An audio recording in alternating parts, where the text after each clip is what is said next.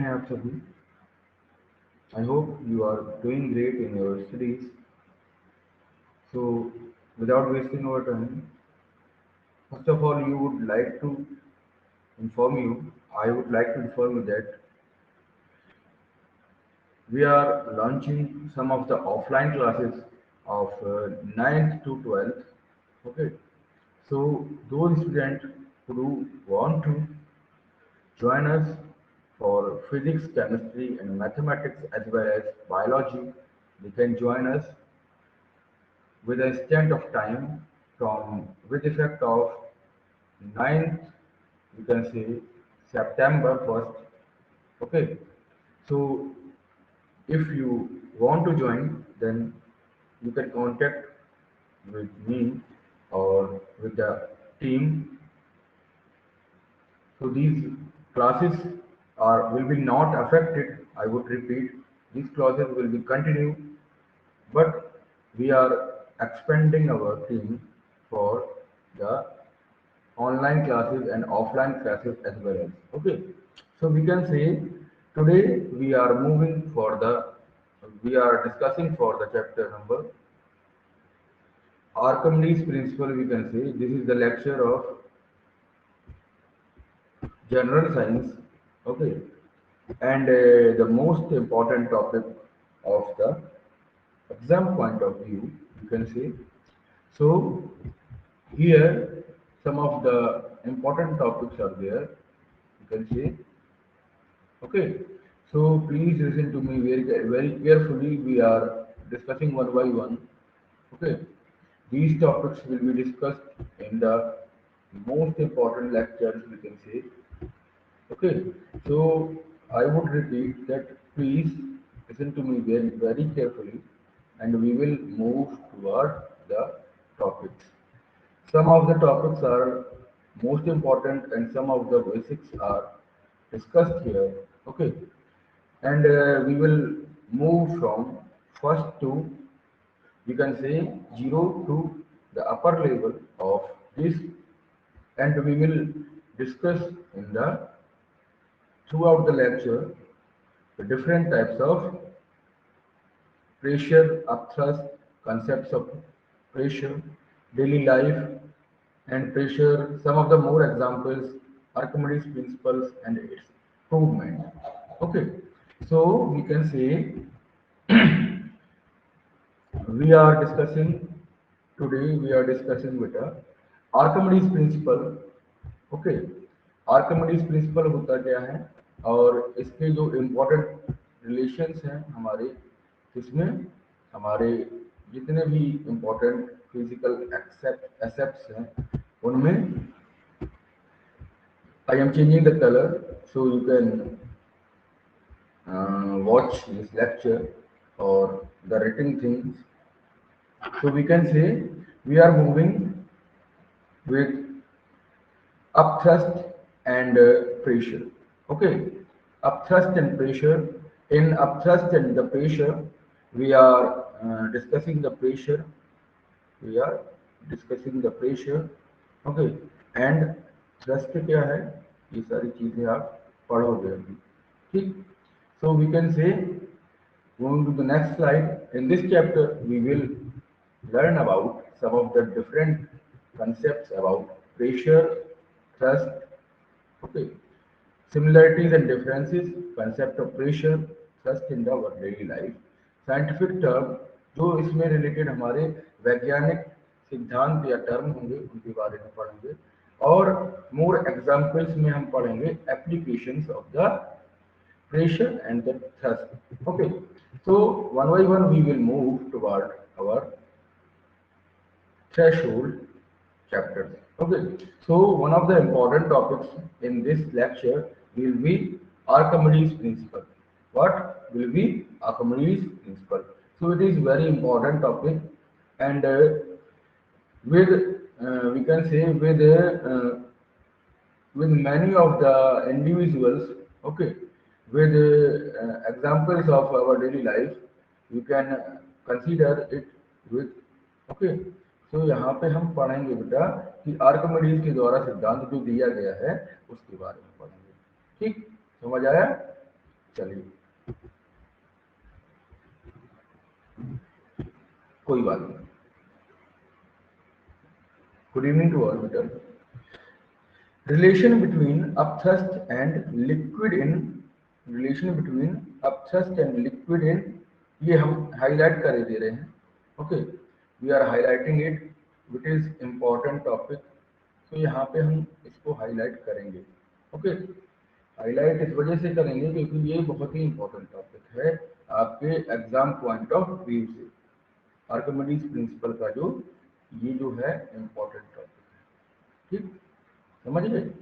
चलिए अब बात आती है कि आर्किमिडीज प्रिंसिपल में जो जो चीजें हैं उनको किस तरीके से हम देखते हैं। ठीक, तो उन चीजों को देखने के लिए हमें क्या करना पड़ेगा, थोड़ा छोटा कर ले रहा हूँ। ओके, जिससे आपको समझ में आए। यहाँ पे अगर हम देखते हैं कि आर्किमिडीज प्रिंसिपल जो है उसमें अगर हम देखते हैं कि जनरल एप्लीकेशंस क्या होंगे, तो वो आज हम समझेंगे वन बाई वन।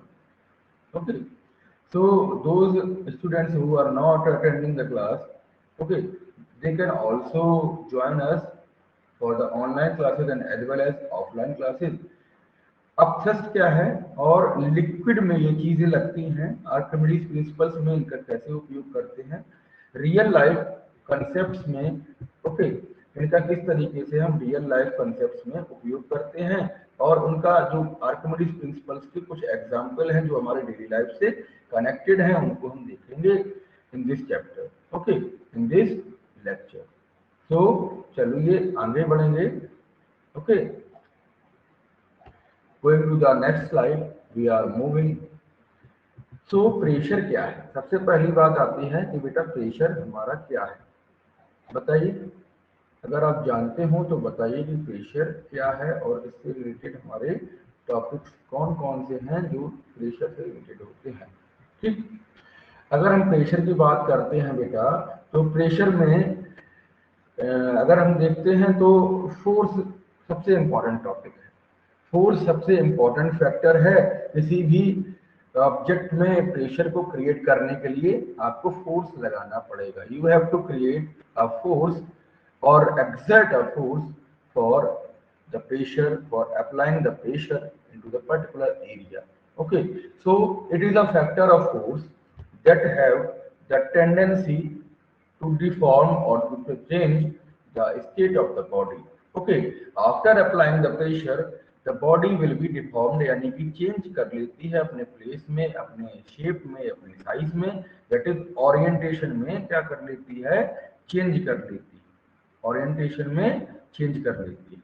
इसके बाद दूसरे शब्दों में हम कह सकते हैं कि प्रेशर जो है may be simply defined as the force acting per unit area. जो अभी हाल हमने बताया, जो एक डेफिनेशन है, जो सिंपल वर्डों में हम कह सकते हैं कि प्रेशर इज इक्वल टू क्या होता है, force upon area, force upon area होता है। और इट विल बी, ध्यान से देखिएगा, ध्यान रखिएगा कि जो प्रेशर होता है वो आपका acting parallel to toward the surface होता है। बड़े ध्यान से समझिएगा, और जो बच्चे नहीं क्लास में पढ़ना चाह रहे हैं उनको यहाँ से भगा दिया जाएगा। ठीक है, ब्लॉक कर देंगे बेटा, मीन्स। ओके, तो बड़े ध्यान से समझिएगा कि फॉर्मूला क्या होगा, प्रेशर जो होता है, प्रेशर इज इक्वल टू होता है बेटा force upon area. Okay, force upon क्या होता है, एरिया होता है। ठीक, तो यहाँ पे हम दूसरा चीज पढ़ेंगे, क्या पढ़ेंगे बेटा कि एग्जाम्पल्स क्या क्या है। प्रेशर समझ गए कि जो चीजें या जो प्रेशर, प्रेशर कैसे है कि pressure may be defined as the force acting per unit area is referred to as pressure. So pressure के लिए समझने के लिए, जैसे आप कभी भी बैलून में हवा भरते हैं, filling air in balloon, so its orientation, shape and size will be changed. Okay, punching a nail in the wood, punching a nail in the wood, यानी कि लकड़ी में अगर आप नेल को इंसर्ट करते हैं तो वो भी हमारी प्रेशर का एक एग्जाम्पल है। इसके बाद fill air in tyre, means अगर आप टायर में हवा भरते हो तो टायर का जो शेप है वो भी चेंज हो जाता है due to filling the air in the tube of the tyre. Okay, tube में क्या भरेंगे, एयर भरेंगे, तो वहां पर भी हमारा प्रेशर क्रिएट होता है। जब ये ज्यादा प्रेशर हो जाता है तो ब्रस्ट हो जाता है, क्या, ट्यूब ब्रस्ट हो जाता है। समझ आया?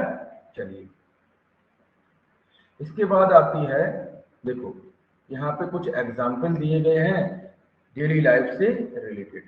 Okay, so tip of needle have sharp point. कभी आपने ये सोचा है कि आपकी माता जी ने जो कपड़े थोड़े फट जाते हैं तो उनको हम किस तरीके से सीते हैं, और जो सुई होती है उसका जो शार्प एंड, जो छोर होता है आगे का, वो पॉइंट हमेशा शार्प क्यों होता है, बताइए। Tip of needle have sharp point because of the pressure. Okay, so pressure को अगर हम ज्यादा एरिया में लगाते हैं तो वहां पे हमें क्या करना पड़ेगा, फोर्स ज्यादा क्रिएट हो, इस वजह से हमें एरिया को कम करना पड़ेगा। समझ आया? इसी वजह से जो नीडल हैं उनकी शार्प पॉइंट होती है, शार्प एंड होते हैं। ठीक, अगर इस चीज को हम देखते हैं किस तरीके से, मान लीजिए कि एक ये कपड़ा है और उस कपड़े में आपको सिलना है, तो इस तरीके से धागा है और यहाँ पे एक सुई लगी हुई है और सुई से हम कपड़े को इस तरीके से सिल रहे हैं। तो जब सिलेंगे तो उसका जो पॉइंट होगा किसका, आपकी नीडल का पॉइंट होगा, वो शार्प अगर है तो वो ज्यादा एरिया वाले कपड़े को कपड़े में भिद सकता है या कपड़े में इंसर्ट किया जा सकता है इजिली, और मूव किया जा सकता है। जो थ्रेड होगा वो मूव कर सकते हैं, that's why it will be sewing the sewing the cloth. Okay, so that's why the needle have the sharp point. समझ आया? इसके बाद दूसरा जो एग्जांपल है उसमें बोला जा रहा है, it is easier to cut vegetables with a sharp knife that than that of blunt knife. Okay, अगर एक मुथरा चाकू आपको दे दिया जाए और एक दे दिया जाए जो जिसका शार्प शार्प सरफेस है, तो अगर दुर्घटना घटेगी तो सावधानी से आप इस चीज को करोगे, क्योंकि वहां पर आपको क्या करना पड़ेगा, बड़े ही केयर से, बड़े ही ध्यान से ये चीजों को देखना पड़ेगा, क्योंकि हमारा जरूरी है, ये चीजें जरूरी है। समझ आया? क्योंकि आप कट सकते हो उस चाकू से। समझ आया? चलिए, सो यहाँ पे railways track are laid wider wooden cemented iron sleepers. Okay, so यहाँ पे तीसरा जो आपका है, वो रेलवे ट्रैक क्यों वाइड होते हैं, और हमेशा जो रेलवे की पटरी होती है, जैसे इस तरीके से अगर रेलवे ट्रैक मान लें तो यहाँ पे जो आपकी थोड़ी पटरी होती है छोटी छोटी, और उन पटरीज में हम क्या करते हैं, एक वुडन स्ट्रिप लगा देते हैं, और सीमेंटेड जो गिट्टी गिट्टी टाइप का होता है यहाँ पे आपकी, वो क्यों ना ली जाती है, क्योंकि जो आपकी मीन्स आयरन के जो बोगीज होते हैं, या कह सकते हैं ट्रेन बोगीज को, जो जिसमें ज्यादा मास होता है, वेट ज्यादा होता है, उसको कम करने के लिए, उसका एरिया कम करने के लिए हम क्या करते हैं, प्रेशर ऑफ द ट्रेन को डिक्रीज कर देते हैं। इस वजह से वो मूव जल्दी कर सकती है, और यहीं पे हमारी क्या होती हैं, रेल लाइंस होती हैं। ध्यान रखिएगा कि रेलवेज में जो आपकी रेलवेज होती हैं, रेल लाइंस होती हैं, उनको पटरी को रेल लाइंस नहीं कहते हैं, लेकिन हिंदी में जो है वो आपका रेल, जो माने रेलगाड़ी से तात्पर्य है। समझ आया? So it is easier to cut vegetable with a sharp knife because on cutting the vegetable or a fruit, sharp knife have a, you can say area decrease है यहाँ पे। ओके, शार्प नाइफ का जो area है वो decrease हो रहा है, और यहाँ पे हमें फोर्स ज्यादा मिल रहा है, इस वजह से जो प्रेशर है वो हमारा ज्यादा है, मैक्सिमम है। तभी तो हम बड़ी वाली सब्जी को या जो भी है, पंपकिन है या गार्ड है, तो उसको हम एक छोटे से चाकू से जो पहना होता है उससे हम काट सकते हैं।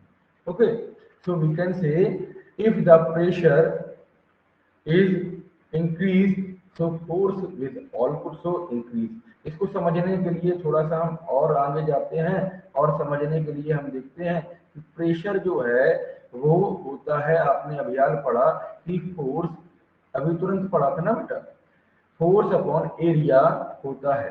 ठीक, अगर इस फोर्स अपॉन एरिया को हम दूसरे तरीके से देखते हैं, क्या देखते हैं कि प्रेशर जो है वो डायरेक्टली प्रोपोर्शनल होता है फोर्स के।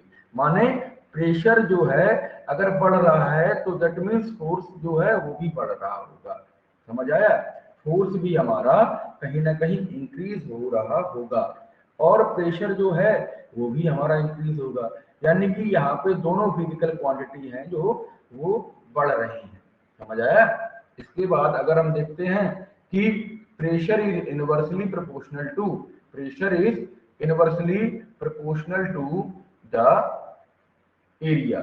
ओके, अगर हम एरिया को बढ़ा देते हैं तो प्रेशर कम हो जाता है। ठीक, और अगर एरिया को घटा देते हैं तो प्रेशर बढ़ जाता है। जैसे अभी आगे हम पढ़ेंगे इस चीज को इसी तरीके से, जैसे ये बताया था ना बेटा, railway tracks are laid wider wooden cement और आयरन स्लीपर। सो मीन्स अगर हम एरिया कम कर देते हैं, यहाँ पे एरिया कम कर दिया ना, देखिए इस स्ट्रिप में और इस स्ट्रिप में एरिया हमारा कम है, इस वजह से अभी यही सारी कहानी हमारी चलेगी पूरे रेलवे ट्रैक में। तो यहाँ पे एरिया कम होने से क्या हो गया, प्रेशर ज्यादा हो गया। ठीक, और एरिया जब वाइड हो जाएगा तो प्रेशर कम हो जाएगा। यानी कि यहाँ पे देखिए जो पटरियां होती हैं वो बहुत लंबी होती हैं, इस वजह से जो ट्रेन होती है वहां पे जो ज्यादा फोर्स क्रिएट करती है विद हाई स्पीड ट्रेन। तो हाई स्पीड में हम क्या करते हैं, फोर्स हाई स्पीड होगा तो प्रेशर भी बढ़ेगा। तो यहाँ पे अगर एरिया कम होगा तो हमारा प्रेशर बढ़ जाता है। अब इसी को दूसरी तरीके से देखते हैं कि एक स्कूल बैग है, उसकी ब्रॉडर स्ट्रिप क्यों होती है?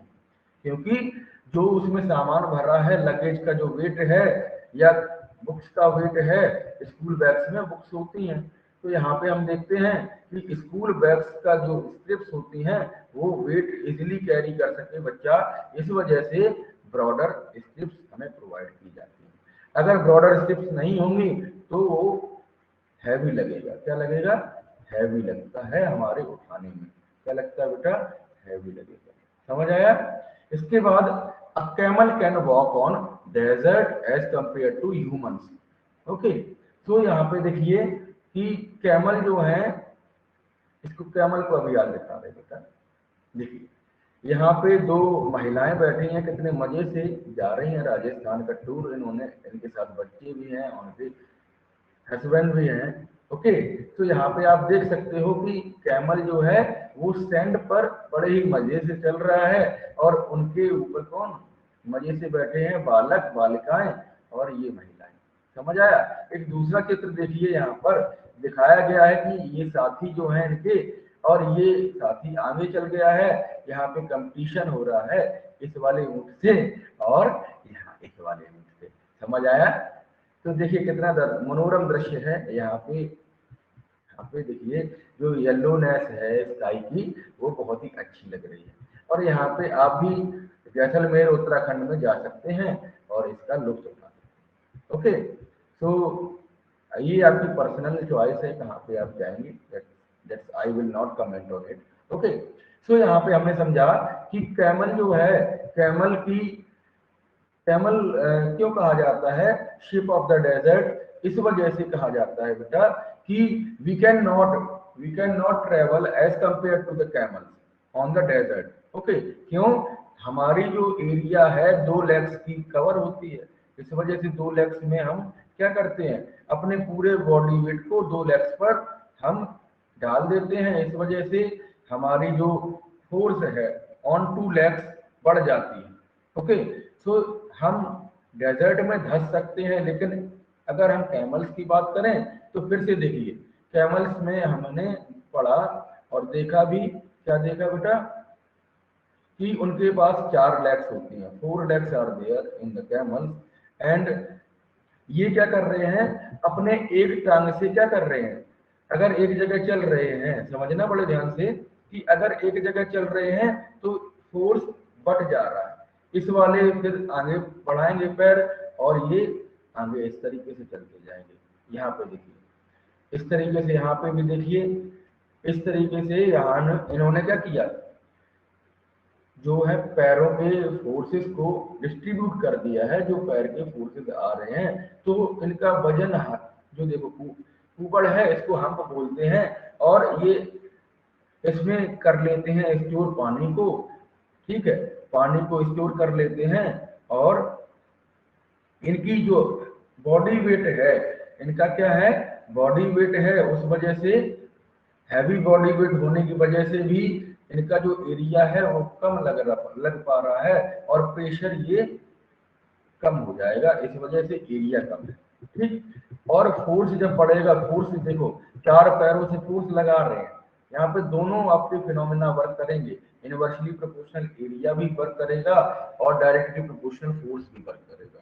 तो प्रेशर यहाँ पे एरिया की कम होने की वजह से प्रेशर कम होगा, तो एरिया की वजह से कम होने की वजह से प्रेशर ज्यादा लग रहा है बेटा, ओके। तो यहाँ पे आप देख सकते हो कि जो फोर्स है वो भी हमारा ज्यादा लगाया जा रहा है, इस वजह से प्रेशर ज्यादा है, ठीक। अब बात आती है दूसरे की, तो यहाँ पे देखेंगे दूसरा जो एग्जांपल है, tyres of truck are much wider than that of bicycle. Tyres के जो ट्रक हैं वो बाइसिकल्स के कंपैरिजन में वाइडर होते हैं, क्योंकि उनको ज्यादा लोड उठाना पड़ता है, जब ज्यादा लोड उठाएंगे तो एक्सीडेंट ना हो जाए, और प्रेशर बढ़ जाता है। 14 यानी कि 14 टायर्स होते हैं, किसी किसी में 12 होते हैं, किसी किसी में 10 होते हैं, इस तरीके से जो डिपेंडिंग ऑन द लगेज और trolley of the truck we can say इनकी संख्या कम या ज्यादा हो सकती है, okay. So that's why the trucks usually carries more weight as compare to the other vehicles. तो यहाँ पे ट्रक का जो मच वाइडर होते हैं, क्या मच वाइडर होते हैं हमारे टायर, ओके।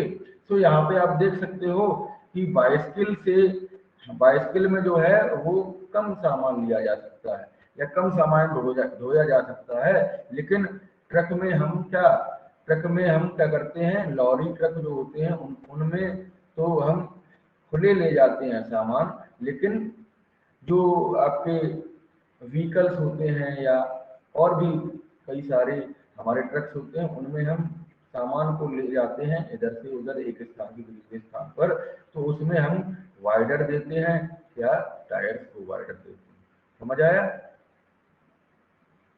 अब देखिए यहाँ पे कुछ डेली लाइफ एग्जांपल्स दिए गए हैं किसके, प्रेशर के। यहाँ पे एक व्यक्ति है जो अपना बीपी नपवा रहा है, ब्लड प्रेशर को मेजर करवा रहा है, तो यहाँ से इसने एयर के सहारे पहले इसने स्ट्रिप बांध दी है, स्ट्रिप बांध कर यहाँ पे जो एक बीपी नापने की जो कितनी मशीन है। अब बीपी की अगर बात आती है तो आप समझिए कि लो ब्लड प्रेशर और हाई ब्लड प्रेशर कब कब होता है। अगर लो ब्लड प्रेशर है किसी भी व्यक्ति का तो 80 Hg होगा, ठीक, 80 Hg, और हाई ब्लड प्रेशर जब होगा जब उसका 120 Hg मेजरमेंट होगा, ठीक।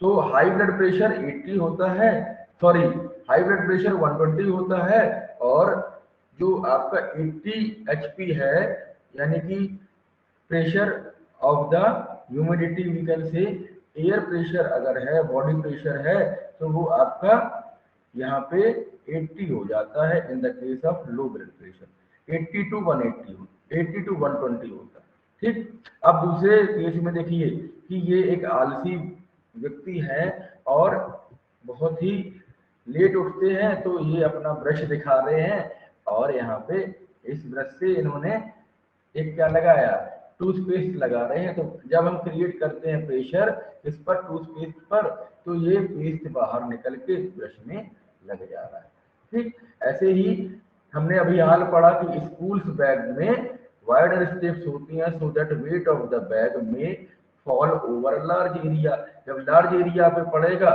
तो आपका प्रेशर कम हो जाएगा ऑन द सोल्जर्स। ओके, आपके कंधों पर प्रेशर कम हो जाएगा। ऐसे ही अगर हम देखते हैं एक फल काट रहा है, इसको भूख लगी होगी ना बेटा, इसको जब भूख लगी होगी तो इसने एक चाकू लेकर इस वाले एप्पल को काटते हैं। तो यहाँ पे चाकू कैसा है, शार्प है, शार्प चाकू है। ठीक, इस शार्प चाकू से ये इस एप्पल को काट रहा है, तो यहाँ पे एरिया जो है वो कम है, इस वजह से प्रेशर कम लगता है। और शार्प होने की वजह से ये तेजी से इस चाकू से के मदद से हम एप्पल को काट सकते हैं। समझ आया, ये आपने समझ ही लिया। अब बात आती है कि थ्रस्ट क्या है, या थ्रस्ट को ही हम अपथ्रस्ट भी बोलते हैं। अगर हम थ्रस्ट को देखें तो थ्रस्ट भी हमारा एक तरीके का प्रेशर है, लेकिन ये ऐसा प्रेशर है जो लिक्विड्स पर लगता है। ओके, थ्रस्ट और अपथ्रस्ट एक इस तरीके से प्रेशर होते हैं जो लिक्विड पर लगते हैं, not on the surface. Okay, आप जो प्रेशर पड़ा था, नॉर्मल प्रेशर जो पड़े थे वो सरफेस पर अप्लाई होता है, लेकिन अपथ्रस्ट या थ्रस्ट जो होते हैं वो हमारे किस में अप्लाई होते हैं, लिक्विड्स की लेयर पर होते हैं, या हम कह सकते हैं कि फ्लूइड्स के लेयर पर होते हैं। ये फ्लूइड्स हो सकते हैं गैस भी और हो सकते हैं लिक्विड भी। ठीक, अब one pressure applies on layers of the fluid, यानी कि गैस की जो लेयर्स होती हैं या लिक्विड की लेयर्स पे हम कोई भी प्रेशर अप्लाई करते हैं तो इट इज कॉल्ड थ्रस्ट। और ये अपथ्रस्ट क्यों बोला जाता है, बड़े ध्यान से समझिएगा कि थ्रस्ट को अपथ्रस्ट क्यों बोला जाता है, क्योंकि ये अपवर्ड फोर्स होता है acting per unit area of the fluid. Okay, area of fluid पर ये लगता है in the upward direction, in the upward direction, इस वजह से इसको क्या बोलते हैं बेटा, अपथ्रस्ट बोला जाएगा। समझ आया। और यहाँ पे देखिए कि इसकी डायरेक्शन कैसी होगी, it will act in the perpendicular direction to the liquid surface, और ये एक ऐसी डायरेक्शन में होगा जो 90 डिग्री होगी। परपेंडिकुलर का बेटा सभी लोग जानते हैं कि 90 डिग्री एंगल बनाते हैं तो वो परपेंडिकुलर है, माने इस तरीके से वो अपवर्ड डायरेक्शन में लगता है। इसको हम बोलेंगे अपथ्रस्ट, और इसको टी से रिप्रेजेंट करते हैं। किससे करेंगे, टी से रिप्रेजेंट करेंगे। अभी इसके बारे में चर्चा करेंगे कि साइंटिफिक टर्म्स इनके क्या क्या हैं, फॉर्मूलेज क्या क्या हैं। ठीक, upthrust is an upward force acting per unit area. इस तरीके से हम कह सकते हैं कि अपथ्रस्ट एक ऐसा बल है या फोर्स है जो पर unit area of the liquid पर एक्ट करता है या अप्लाई होता है। ठीक, अब बात आती है कि इसके कुछ एग्जाम्पल कौन कौन से। ठीक, अगर हम देखते हैं, क्या देखेंगे बेटा, अगर हम देखते हैं कि एग्जाम्पल ऑफ अपथ्रस्ट कौन कौन से हैं, तो floating of ice cube in water. अगर आपने पानी एक बीकर में लिया और उस बीकर में आपने एक आइस क्यूब डाल दी, तो ये क्या करेगी, फ्लोट करेगी, बिकॉज द आइस डेंसिटी, समझना बड़े ध्यान से, ice density is less than that of water density. WD ID is less than, okay, is less than water density. Okay, तो यहाँ पे जो आइस की डेंसिटी है वो वाटर से कम है, इस वजह से ये फ्लोट कर रही है, आइस जो फ्लोट कर रही है वाटर पे। ठीक, इसी तरीके से दूसरा एग्जांपल हम लेंगे, क्या, floating of glaciers in cold areas such as Antarctica, Himalaya region. जो आपके ठंडे प्रदेश होते हैं उनमें अक्सर कर ठंड में या गर्मियों में भी कभी कभी जब मानसूनी जो हवाएं चलती हैं या मानसून कुछ ठंडक भरा होता है तो यहाँ पे फ्लोट करते हैं ग्लेशियर। ग्लेशियर्स माने होता है हिमखंड। ओके, तो यहाँ पे आप बोल सकते हो फ्लोट करेंगे इन द हिमालयन रीजन। और कभी कभी क्या होता है, हमारी हिमाचल प्रदेश के साइड में अगर हम देखते हैं जाते हैं तो डल झील जो होती है, डल झील या हम कह सकते हैं डल लेक, ये भी हमारी जम जाती है because of the coldness of the area. Okay, so third one example हम लेते हैं कि dipping a cork with help of thumb. एक अगर आप छोटा सा एक्टिविटी है, ये क्या है बेटा, एक्टिविटी। अगर हम उस एक्टिविटी की बात करते हैं, dipping a cork with the help of thumb. Okay, so यहाँ पे एक आपने क्या ले लिया, कॉर्क ले लिया, एक बोतल का ढक्कन ले लिया, उस ढक्कन को आप with the help of the thumb यानी कि अंगूठे के हेल्प से आप डिप कर रहे हो, आप डुबो रहे हो किसी भी वाटर सरफेस में। जैसे मान लें कि यही एक कॉर्क है, अगर आप इधर से with the help of finger या थंब के हेल्प से आप क्या करोगे, इसको प्रेस करोगे डाउनवर्ड, तो यहाँ पे ये क्या होगा, एक अपथ्रस्ट क्रिएट होगा। और इसके देखो वेट ऑफ द बॉडी ये है, ठीक, इसके ऊपर क्या लगेगा, ऊपर वाली डायरेक्शन में लगेगा अपथ्रस्ट। तो ये क्या करता है, ये बैलेंस करता है वेट ऑफ द बॉडी। समझ आया। इसी तरीके से दूसरा एक एग्जांपल लेते हैं कि आप जब नहाते होगे, जब ठंड होती होगी तो आपको नहाने का मन नहीं करता होगा, इस वजह से आप क्या करते होगे, उस बकेट में पानी जो भरा है, उस पानी भरे में क्या करते होगे, प्लास्टिक का मग डुबो देते होगे और अपने हाथ से इस तरीके से कारनामे करते हैं। ठीक, अब बात आती है दूसरे एग्जाम्पल्स की, जो हम कहते हैं कि डेली लाइफ एग्जाम्पल्स हैं। ठीक, डेली लाइफ एग्जाम्पल में हम देखते हैं कि it helps body to float. जो भी स्विमिंग करते हैं उन उन चीजों को बड़े ध्यान से समझिएगा कि जो स्विमिंग करते हैं लोग, वो अक्सर कर पानी में किस तरीके से तैरते हैं। ओके, पानी में इस तरीके से जब हम तैरेंगे और जब हम सिंक करते हैं, इमर्स करते हैं अपनी बॉडी को, तो उस टाइम क्या होता है, आपके बॉडी वेट से ये अपथ्रस्ट जो है बैलेंस्ड हो जाता है। क्या हो जाता है, बैलेंस्ड हो जाता है। इस वजह से क्या होता है, आप फ्लोट कर सकते हो, आप तैर सकते हो, या कोई भी बॉडी तैर सकती है। जैसे एक पानी में एक लकड़ी का गट्ठा डाल दें, लकड़ी का क्या डाल दें, एक गट्ठा डाल दें बड़ा सा, तो उसमें हम फ्लोट कर सकते हैं। जैसे एक डेड बॉडी है, वो भी हमारी क्या करती है, वो भी हमारी फ्लोट करती है in the inside of water. Okay, it helps it helps us, up नहीं है बेटा, अस है। ठीक, it helps us in swimming, और स्विमिंग करने में भी ये हेल्प करती है, क्योंकि यहाँ पे भी अपथ्रस्ट लग रहा है। इसका अगर हम एग्जाम्पल देखेंगे, इसको अगर हम देखेंगे with the help of the picture, तो वी कैन देख भी सकते